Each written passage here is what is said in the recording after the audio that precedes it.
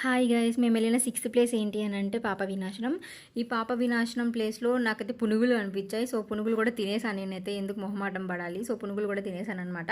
Then ఇక్కడ చాలా stalls ఉన్నాయండి. దండలు, కమ్మలు, దిష్టికి మనం గుమ్మంకి తగిలిస్తాం కదా అలాంటివి, వెంకటేశ్వర స్వామి పట్టాలు, ప్రతి అణు నా గోవిందా గోవిందా అనే వినపడతా ఉంది అక్కడంతా.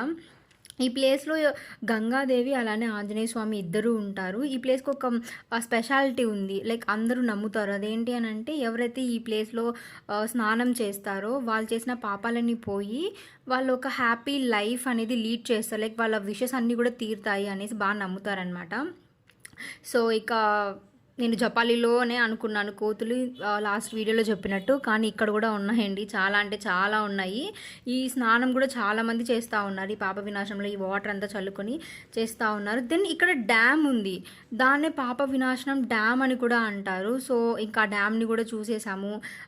దర్శనం, అమ్మవారి దర్శనం చేసుకొని అలానే ఆంజనేయ స్వామి దర్శనం చేసుకొని అక్కడే కొంచెంసేపు టైం కూడా మంచిగా స్పెండ్ చేసి, చాలా చల్లగా ఉందండి. సో టైం మంచిగా స్పెండ్ చేసి ఇంకా నెక్స్ట్ మనం వెళ్ళేది జపాలికి.